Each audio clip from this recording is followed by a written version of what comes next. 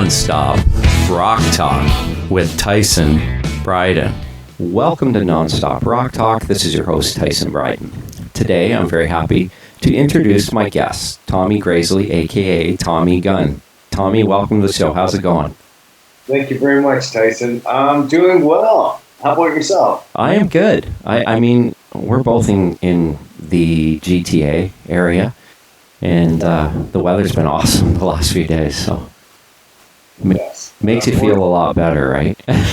Yeah, it's nice to get out, but I mean, it'd be nice to be able to go out somewhere besides just Yeah, park or whatever. exactly. Well, hopefully, let's hope June 2nd Yeah, exactly. that things will change. Let's hope. So, Tommy, after reading your bio on your website, it became quite apparent that your musical journey had a few ups and downs along the way. But you seem to have survived and came out on the winning end. I think your story is very interesting, though. But I think it's best that possibly you tell it to my listeners. Well, I mean, I was raised in rock and roll. My father was a musician and sax player for 60 years now, still rocking, by the way. Wow. And I grew up in rock and roll, the band in my living room, when I was 10 years old, climbing over cables and stuff like that, because they were rehearsing or whatever, right? I mean, and that's the way I grew up. And but, as a musician, sometimes it's tough, and it's feast or famine. And sometimes, I said, I ate bagels for breakfast, lunch, and dinner, and I'm not kidding about that. But the thing is, I was always surrounded with creativity and love. So, when I grew up, I had 2 kids myself, and I decided to raise them a little differently. And I put my career on hold and raised my children so they had a little bit better stability than what I had.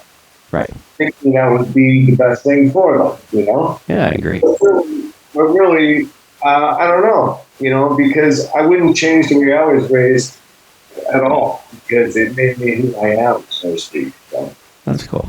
Now, something interesting is that Rod Stewart is a cousin on your mother's side? Yeah, that's my mom's side. My grandfather's cousin is Rod. Wow. I met Rod in Toronto, Yorkville, and I met his son with him that day, Amy and I, my wife. And then we met him again in LA, and I met Sean again, his son, and we had a great conversation. That's but, cool. He's a busy guy, so, Yeah, he's Rod Stewart, man. He's an iconic rock star, right? Yeah. He's got cool. It's about being creative, and he's very creative, obviously, right? Yeah, exactly. Now, your first album, Unleash the Hounds, was released in 2013. Yeah. It charted in Australia and did well in the UK. That's awesome. Does that mean you spent any time touring in both Australia and the UK? No, it does not. I have not, and I'm going to. I just haven't been able to as of yet. I focused more of Los Angeles, and I've been there 4 times and made some really great friends there. And I'm going to record my next album there. Cool. And then hopefully I'll tour the U.S. and Australia and UK. That'd be awesome. That would be totally awesome. Well, that's what my plan is to do my next album in Los Angeles and get on a big tour with, a big band. I went to school with Dean Astley. Really? Oh, yeah, because he grew up in Hamilton, right? Well, he went to Glendale first. He grew up in England and came to Canada and went to school here, and I went to high school with him, and then he went back to England and formed the Cult. Wow. That's pretty awesome. Was he singing then? He was kind of a shy guy, punk rocker, so to speak. Yeah. Really, eh? That's interesting. That's cool. But I think Jamie Stewart lived in the area too at one time, didn't he? the bass player? Yeah, he did, as a matter of fact. Yeah, that's what I thought. He kind of dropped off the face of the earth. I think he retired. I think he retired and called it a day and is doing other things now. You know who else I went to school with and recorded, and I only say this because I know you know him, Tyson, because you had him on as one of your guests. And that is, I went to school with Joey Varga and Dan Fila. Oh, okay, cool. Yeah. Right on. And Dan and Joey, they came on and helped me with a song on my album. Awesome. It's a metal song called Junction 66. But a friend of ours who got murdered in Hamilton, Jeffrey Carl Thompson. And so we all came together, a bunch of us, Mike King on bass, and Joey on guitar, and Dan on drums, and we made a great song, and it's a metal song called Junction 66. It's done on the album. But I just thought I'd mention that because Dan, he's such a cool guy, and he's doing great things, thing down. I mean, Joey is unbelievable creative and pushing, doing good things. They're both great people. That's cool.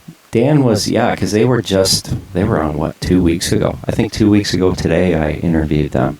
The Svengali guys, him and Dave, Dan and Dave. And that was cool. And, Dan's a great guy, man. I've known him since I was, 15 years old.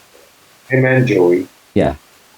And they're also, they were in a band called Dreamer Control, Boy Varga, and it was like, that's when all our friends were like, wow, this is great, man. Yeah. That's cool. It was awesome, yeah. It was always been great, Dan as well. They work so hard at their craft, and I don't think there's a better drummer in Canada than Dan Gill. He's amazing. Yeah, I agree. He's an absolutely amazing drummer. Now, I wanted to ask about, I love the fact that you have a track on that 2013 album entitled Hounds of Hamilton. Yeah. Obviously, that's paying homage to your hometown, but who are the Hounds of Hamilton? Well, in the song, you mean? Yeah. Yeah, that's Kelly J on piano. Kelly J was Crowbar. I don't know if you remember Crowbar. I do, yeah. Oh, What a Feeling, What a Rush. Yeah, great song. And Tom Wilson also comes on from Junk House and Black In Rodeo Kings. He's a good friend, and my father as well on sax. And we joined the band, and they're the Hounds. We're the Hounds of Hamilton. That's cool. That's awesome.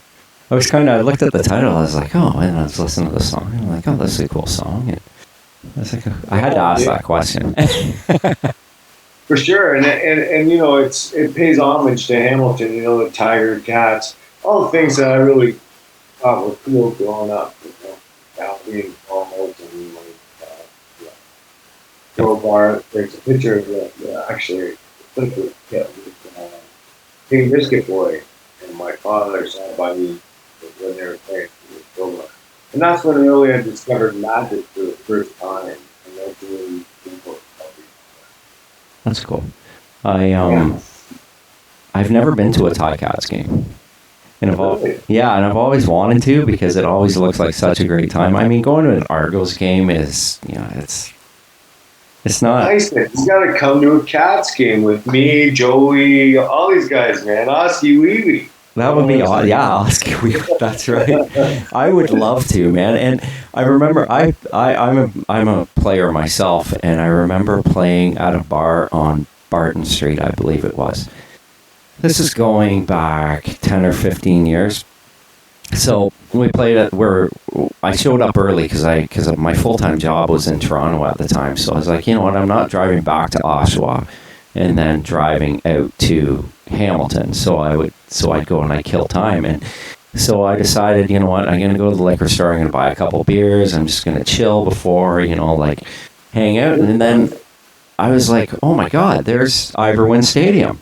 It was like right off like the side street, right? And I was like, this is the coolest thing I've ever seen. There's like this stadium right in the middle of, like, it was just Hamilton. Yeah, I was like, this is so cool. But that was before they moved it. That was the old, I guess technically the old stadium. They didn't move it. It's in the same location. They turned it. They turned it. Yeah, that's what I mean. They turned it. Yeah. That's it. Yeah. Was that weird? It's still cool because it's upgraded and it's a beautiful stadium. I'm trying to get Hounds of Hamilton played on the big screen there, and for some reason it's not happening. I don't understand it. So, well, Tigers, they should play that. That's so cool, man. I mean, that fits in perfectly with with football, and I mean, I have the Tiger Cats in the video. You can see the Tiger Cats, all the fans going like this. And that's so cool. Yeah, it is cool. That's awesome, man. No luck yet, but I'm still trying. Well, good luck. I hope it happens. I would love to see that. So yeah, I'm going to come. I'm going to take you up on that. I'm coming to Hamilton. Yeah. I'm going to when we can go see a game. Right. We will. When we can, we will, Tyson. And after this is over, I'll exchange my numbers and stuff, and we'll make it happen for sure. All right, that'll be cool, Tommy. Now, let's discuss your 2020 release entitled "I Believe in Love." Yeah. I mean, before we dive a little deeper into the album itself, is there a story of the background to the title? Yes.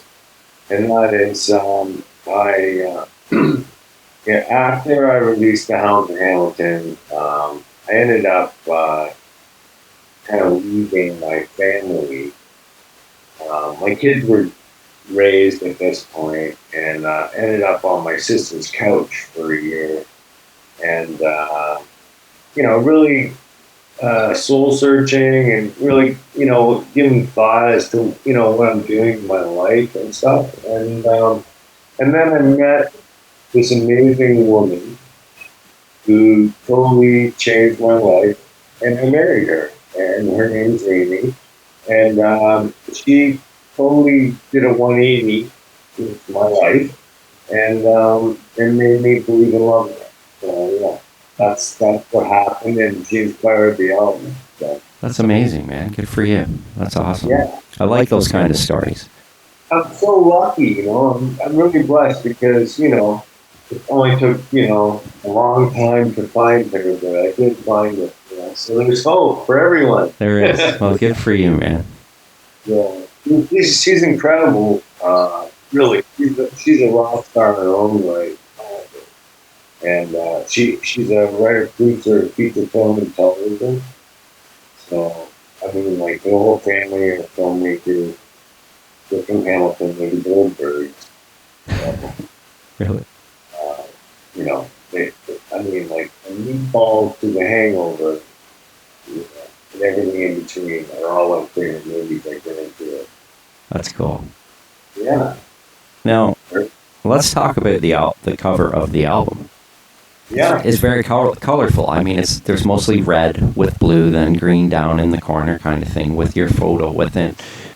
What was your mindset in terms of the approach for the cover art? Well, the cover is actually a piece of art that was given to me. And if you look at just the colors itself, that is the artwork. And it looked like a guitar. And that's why P. Wolfont, who's the artist, she gave me the piece. And I got James Chabelle to put some other things on it, and come up with the cover, and that's what he came up with. That's cool. But it's original art from P. Wolfont. She's an unbelievable artist. And she actually has an app at the App Store called Kind Hearts. It's all about love. And so she was very lovely and very generous in giving me that. So I definitely used it, and it's cool. I think it's perfect. Yeah, it looks cool. I like it. Thanks, man. Thanks, Tyson. Yeah. Appreciate that. Yeah, it looks really cool. It really stands out, and that's what I mean. An album cover is supposed to stand out, right? It's like it kind of looks like a guitar, doesn't it? Like if you look like a cigar box guitar or whatever, right? Yeah, that's right. Yeah, no, that's cool. Now, you sent me over a couple tracks from the album. I was able to listen to a few more of them, but of course I listened to those 2 tracks you sent me. Evelyn being one of them. I like it. Great, heavy kind of vibe. I dig it. First off, who's playing guitar on this track? Because it just rips. Okay, so Evelyn is off the first album. Oh, it is? Okay, I'm sorry. That's okay. In 2015, and I agree with you. It does rip. He ripped the whole album. The whole album rips. The guy's name is Mark Demo. Yeah.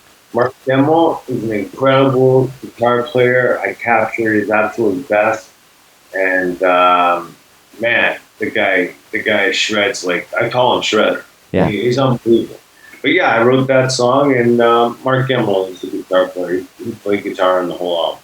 Yeah, it's really good. And I apologize for that because, you know what, I went through those tracks making sure I didn't duplicate. I was like, you know what I mean? Like, it's like, oh, I didn't see that one on there. Oh. Anyways, it happens. Well, the first album is really raw, rock and roll in your face, and like really guitar. And this one I produced. The second album I produced. And it's more refined, I think, and it's more about me and the way I've gone as a songwriter. Yeah. And so the next album is going to be unbelievable. I promise you, because I've already written it. Cool. That's cool. Yeah. Now, Evelyn's off the first album. It's great song though, and like I said, and the drums sound great too. It's a true story, you know. Evelyn Dick. If you ever read the book, The Torso, it's about a murder in 1946 in Hamilton. Called The Special. Evelyn Dick, she cut up her husband. She's found guilty of cutting up her husband and cementing a baby in a suitcase in the attic. But really, I say, no, it's not that. It was the father who was behind it all, because there's so much to the story, and I've investigated over the years. My grandparents knew all about it and stuff, so that's why I wrote the song. It's a dark spot about Hamilton, but it happened. So yeah. I had to, and I got an email saying, you know, like, Evelyn's daughter's still alive, she wouldn't like it and stuff, and I went, well, I'm sorry, it's part of Hamilton history. So. Yeah, it's true life. I mean, true life songs are usually the best songs. I admit that. I mean, that's just people are intrigued by that kind of stuff, and then they want to ask about it and find out about the story. So that's kind of cool. It made me think of something. I don't know if you remember in the Toronto Sun years ago, and this guy wrote books as well, and it was like Max Haynes. He was like a crime writer type of thing. Yeah. And I think Max covered that one. I figured he would have. Yeah. Yeah. I remember my dad every Sunday. He would kind of read those stories and tell me about them, like that were because he had that column in the Toronto Sun, and then he started reading his books too. And then I looked them up at the library as well because I was interested to see, like, these are all Canadian true crime stories, right? And Max was fabulous. He was a fabulous writer. Yeah, and I think there was a time when he was actually on the radio and he would read these stories. I think it was in syndication, and he would read some of his stories on the radio back in the 80s. Wow, I didn't know that. Yeah, and he had his voice was really cool for it too. Perfect. I didn't know that. Wow. Yeah, and it's funny. That triggered me, actually. I totally forgot about that. That's cool. Yeah. No, that's so now. I remember Max Haynes clearly. Yeah. And his stories and stuff, for sure. Yeah, I wonder if he's still around. I haven't heard his name in many years. Yeah. I think he was an older gentleman at that point too when he was doing that. So I'm gonna have to look him up. Yeah. Curious now, right? Yeah, exactly. I mean, that's just one of those Canadian media things, and just, you know, like, some of those stories were so good. And you speaking of this story of Evelyn, the same thing. It's, you know, that is part of Canadian history. It's history that people don't want to talk about, sometimes, but I think sometimes it's good to talk about it. I agree. Yeah, so it's cool. Now let's talk about Love Conquers All. Okay. Again, the musicianship is stellar, but we're gonna get to that. I kind of know why, but I'm gonna let you explain that. Yeah, I had the idea of writing an album, and it's funny because of the timing when I released it in 2020, but it wasn't planned. I mean, like I couldn't have planned this any better. But the thing is, I wanted to go from hate to love, and so I had a song called "Haters," and then I envisioned what would happen to bring it into "Love Conquers All." But I didn't have it. I just thought about it, and I discussed it with Greg Gatto. And he said, hey, come on over to the studio where Eddie Kramer's remixing my album. It happened to be Larry Gallen's studio in Toronto. And I went over and met Greg, and we wrote the song in 15 minutes, Love Conquers All. And it's that riff. He came up with it. And I just thought, wow, this is great. This is perfect, right? So, Yeah.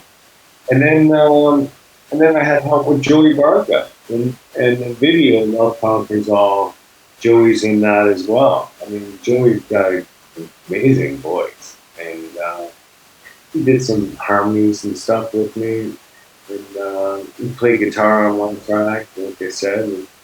And yeah, but Greg was, one of my heroes. Like I remember seeing Gatto like at Orchard Park, and like, a funny story. So it's kind of funny.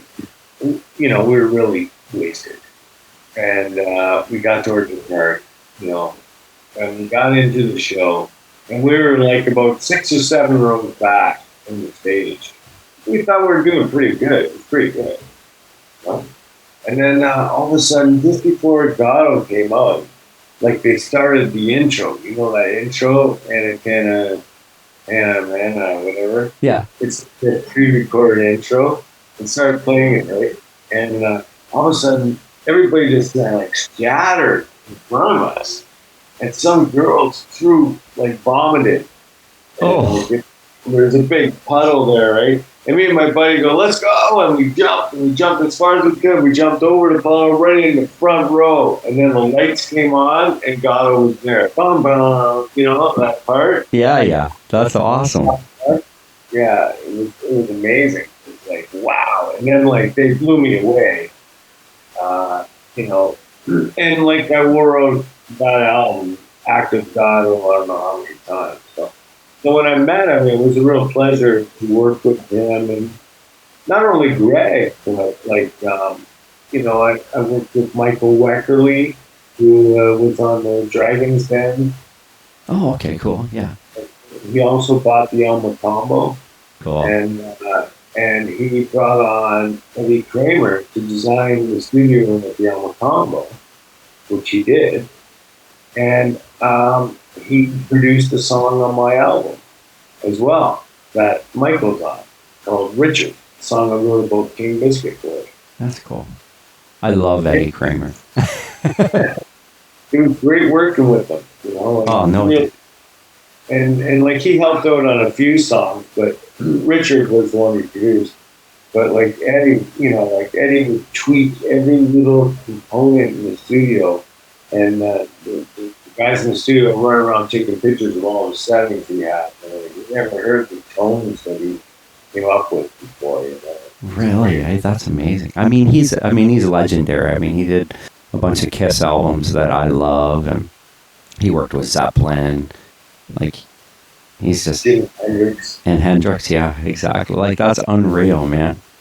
The Stones, the Beatles. Yeah, that's and cool. And Tommy Gunn. Yes, and Tommy Gunn. That's right, man. That's amazing. Now, what I really love about Love Conquers All, it kind of reminds me of early 80s, but not like hard rock early. It's more like it's kind of like the Cars kind of vibe. Right. What's that song? Dangerous Type, I think it is, or Yeah. which is a cool song, and I've always loved that song. That's one of my favorite Cars songs ever. So when I heard this, I was like, oh man, that reminds me of this. That's so cool. Thank you, Tyson. Thank you very much. Because I love the Cars. Their first, that album, like they go on, every song, and that's to a point to the music. Every song on the album was fantastic. Yeah. You know what I mean? And that's the thing. Like, you don't get that anymore. You get like one or two, and the rest seems to be like Filler. or to for contract obligation. Yeah. And it's not about the music. And before that, it was like every song on every album. Like you can name all the albums; they're fantastic, start to finish. You know what I mean? Like that's just the way the music is made. And like I kind of went back to that with classic rock. I put my heart and soul into every song on the album, and it's really a start to finish listen. It's 35 minutes. I'll send you the whole album. That'd be awesome. It's a finish listen, and the flow is unbelievable. You know, like I couldn't. I mean, I cross over 4 genres, but the flow of it is unbelievable. Yeah, and that's. I mean, and that's funny that you mention that because you think of the '70s, for instance, that rock music was. It wasn't just like one type of music in the '70s. You'd have like a Cheap Trick song, and then you'd have on the radio. You'd have something that was a little bit more mellow. And then, you know what I mean? Like, it was very, the music was, I don't know how you put it, a little bit more eclectic, I guess. It didn't matter what it was. There was no term for anything. It was just rock music. Yeah, with different melodies. Yeah. It was a different melody, that's all. But it was all the same sort of, vibe. Yeah. Right? Yeah, and it didn't matter who you listened to. It was like, like, oh, I like that song by so and so. That's a great tune. And, Yeah, and it was like whoever could do something far out themselves was great, right? Like, and you look at all the different artists, and the sound is so different. But it's like, wow, so cool, right? Like exactly. And then you got to the '80s where things were pigeonholed into certain groups. You had your hair rock, but if you listen to hair rock, you couldn't be a thrash metal guy. You couldn't, you know what I mean? You had to, which I listened to everything. It was like, if I like it, I like it. But it's like, if you listen to glam metal, you can't listen to thrash metal, which is kind of retarded, really. Yeah. Well, I mean, you're like me, and I'm like you, in the fact that, our ears are open to anything, and as long as it's good. Yeah. A good song's a good song. That's it, Exactly. Doesn't matter what genre. Really. There's some really cool hip-hop songs I really dig. Yeah. Tupac, California, that song is unbelievable to me. Yeah. That's like, wow. If you want to get in, then there's the blues stuff. You can get in that, or country, or rock. Yep. There's something good in everything. And if it's good, it doesn't matter what genre. Yeah, and that's so true. I mean, for me, it's about being real. So, I mean, a country song, there's certain country I'm not going to listen to because I just don't get it. You know what I mean? But then there's other country, like, take, for instance, like someone like Brad Paisley, who is a phenomenal guitar player. And I mean, I can listen to him play guitar and with his music all day long. Yeah. You know what I mean? Sure. Because of that respect as me as a player, because of my respect for how great he is. And you see the magic. Yeah. Exactly. And I've seen him play Hot for Teacher with some 10-year-old kid online. I don't know if you've ever seen that. It was unbelievable. Yeah, it is great. It is really cool. It's like Brad Paisley's playing Hot for Teacher. Wow. I know. So, Love Conquers All. That. Another thing about it was that vocal in the verse where there's like that high vocal. Really, all of a sudden it's there, and it really adds the depth even more into the song. Yeah. Thanks, man. I produced that song. I produced the whole album except for the one song that Eddie Kramer produced. And so I'm very proud of it. I'm proud of the production. I'm proud of the way I do it. And it's like start to finish build, and with the harmonies and everything. I was so fortunate to work with some great people. Dale Harrison from the Headstones played on 6 tracks. That's cool. Like, fabulous. Like I said, Joey Varga and Grant Field played on the track. Joey helped out with a couple of vocals. Don McCreary's another guy. Mike King played bass on every song and co-produced most of the album with me. And Dave Kovacs played on 4 songs. Grant Field plays on one. Just I'm so fortunate. And I had Kim Deschamps, Rudy Hogg, another guy like that helped with I Am. Unbelievable musicians, honestly. And that's what I like to do.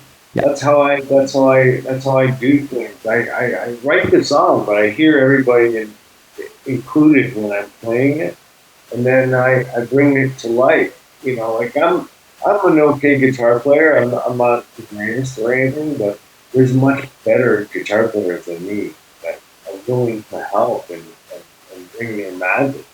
Yeah. That's how I do things. I do a ghost track, and then I bring in everybody. I do the main vocal and bring in harmonies and stuff, and put it all together. And I was fortunate to have Nick Lagona mix and master this album. Nick passed away after that. But Nick, I stayed with Nick at his place for 10 days. Nick did every Deep Purple album, every Ian Gillan solo album, all Whitesnake, Rainbow. He's worked with everybody, the Police, Bob Dylan, Rush. I mean, you name it, he's worked with everybody. I stayed with him for 10 days, and we mixed and mastered this album. And afterwards, he said, I'm living in Caledonia. People think I'm a fraud. He goes, I've heard somebody say that I was a fraud. And I said, I don't know who would say that, Nick. He goes, well, come on, I'm going to introduce you to Deep Purple. And he took me down to Cops Coliseum. Deep Purple was doing a show with Judas Priest. And he introduced me to Ian Gillan and Roger Glover and the whole band. Wow. Bon Anthony, Ian Pace. Yeah, it was fabulous. That's insane. That's cool. Unbelievable. And I realized I was there and I witnessed, the last time that Ian Gillan saw Nick Lagona. And Nick worked with Ian for, 40, 50 years. You know what I mean? Yeah. I mean, you go back to the Deep Purple stuff, and then, like you said, Rainbow, Gillan. Yeah. Gillan put out a lot of albums on his own. Lee Studio, Nick, who ran that. Oh, is that where he was? Was that? Yeah. That's cool. He did that. He ran that, and then, and then so much more. Like he did the Police there. And I don't know if did you see that thing on the studio where it was like in total shambles? But I've heard that somebody's gone in and I think they're going to put some money into it, maybe. Yeah, they're going to try and renovate it. Yeah. Well, I mean, Rush recorded. Remember that one Rush video was in that studio, right? Moving Pictures, they do. Yeah. And Nick was the engineer on that. And also, Kelly J is on the album cover holding one of the pictures. Kelly J's in my video, Hounds of Hamilton, and he was the leader of Crowbar. Yeah, that's cool. Yeah. That's cool. I mean... And Rush warmed up for Crowbar. Wow. That's amazing. That's unreal. So, Getty paid, and Alex, and, paid Kelly back by having him on the album cover for Moving Picture. That's cool. I mean... Pretty cool. That is cool. I mean, you mentioned the Whitesnake stuff. I would assume it was the early stuff. Well, Nick said to me, like, Deep Purple was Deep Purple, but then they just changed vocalists and became something else. But it was always, like, the basis of Deep Purple. Yeah. David Coverdale came in and Glenn Hughes, and they did, like, 3 albums, and then they offshooted. Richie's doing Rainbow, and Roger Glover's in Rainbow for a bit, and then David Coverdale does Whitesnake, but... John Lord and Ian Pace go to Whitesnake with him. It was like this revolving thing, right? Crazy, eh? Yeah, it is. And I spoke to Don Airy for about 15 minutes, and Don took over for John Lord. Yeah. And when I came into the audience and they came out and did a show, about 20 minutes into it, Don had a solo, and everybody left the stage except for Don, and he played. Mr. Crawley. I was going to ask you that, yeah. I was like, wow, I didn't realize he was Ozzy's Yeah. keyboardist first, right? Yeah. I He got to play with Randy Rhoads. That's unreal Yeah. to me, right? And he's a really nice guy. He's so humble. That's amazing. Now, the song Gone, which is on your website, is that on the album? That's right, it is. That one really makes you think, and I was trying to focus on those lyrics. And I understand this is about your daughter, Danielle, and your son, Jeffrey. And that was something that I can really relate to, because I have two kids myself. One is 19, the other is 11. And then I'm listening to it, and I'm like, you wonder where that time goes, because it goes in a flash, right? It's like all of a sudden your kids are growing up, and you're like, and then you're left there, you're thinking, well, how the hell did that happen, right? You're right, so right. So I would assume kind of the basis of that song is kind of your retrospect of your feelings on that. Yeah, and I'm glad you could relate to that.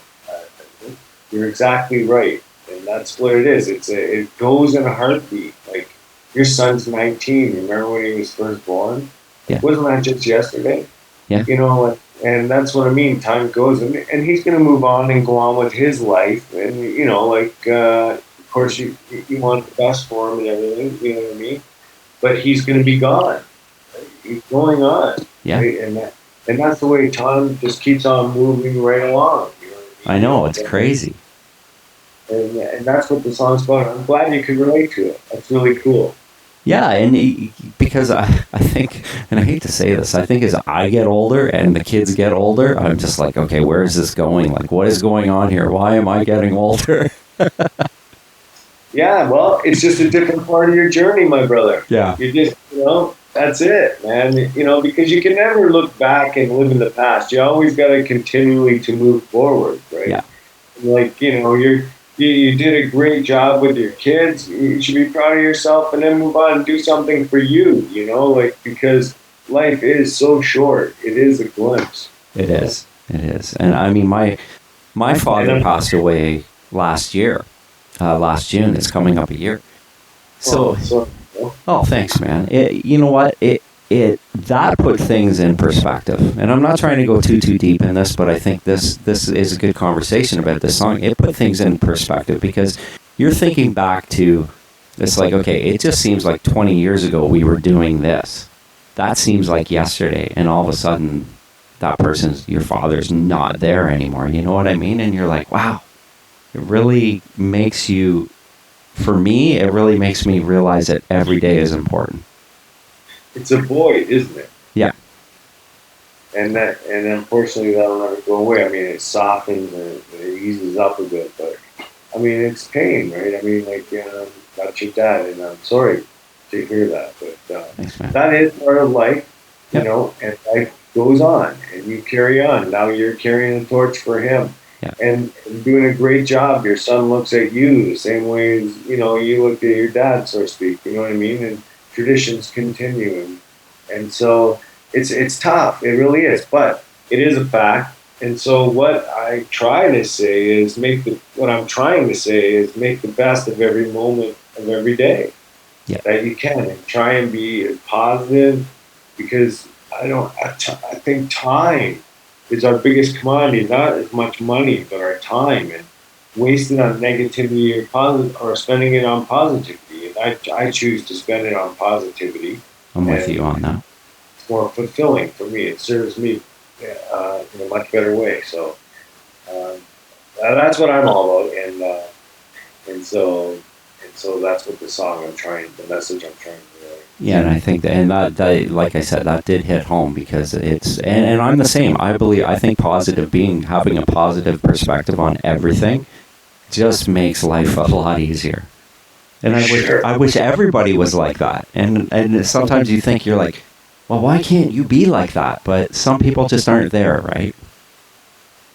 Well, I think it's part of a learning in your life, and some people learn from things and others don't, and that's just the way it goes. And I'm glad that I was fortunate that I was smart enough to realize, and yourself as well. Because I've been that negative person. You know what I mean? I'm smart enough to realize that. And my wife helped me. Like I said, she did a 180 on me and changed my whole way of thinking. Yeah. Which led me to do that. Oh, that's amazing. Now, before I let you go, let's promote the album and you. Where can it be found, and where can you be found? Well, I have major amounts of links, but I have one link to all of the links. Okay. And it's very good. Okay. It's called www.socialtap, sociiatap.com/TommyGunn. And Tommy Gunn has to be all caps, all one word. TOMMYGUNN. And I'll tell you why. It's all caps in one word for one reason. It stands out.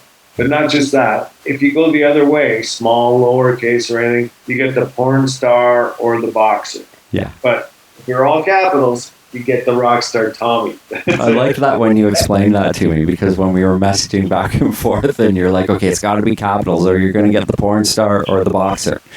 Yeah, like, okay. That's it. You know, and they're all over the place, right? But yeah. If you go capitals, all one word, you get me. That's awesome. Okay, man. Well, thank you so much for your time. Thank you, Tyson. And, it's a pleasure. Yeah. Real pleasure. Okay, man. Well, you have a good night. And hopefully we'll talk again. Yeah, for sure. We definitely will. We'll stay in touch. Because we're going to go to the Oski Wee Wee game, right? Yeah. Yes, we are. We are going. That's going to be awesome. All right. Have a good night. Yeah, you too, my friend. Thank you.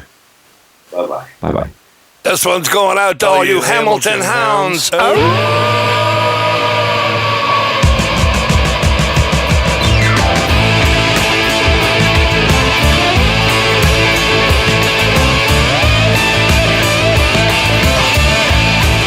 Gunn!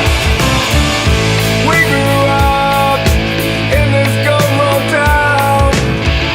The place is full of ups and downs. Getting high since we were 15. 'Cause getting high was quite the scene.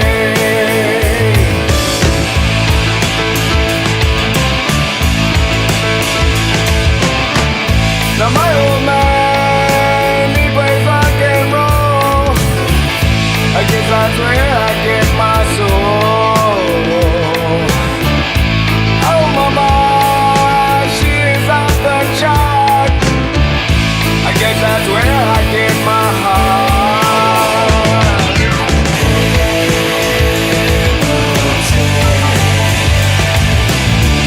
The place is full of all our friends.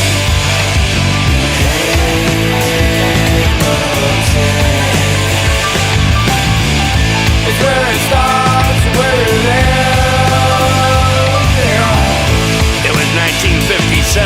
Me and Red Suburns got into Winky's 32 Ford Roadster.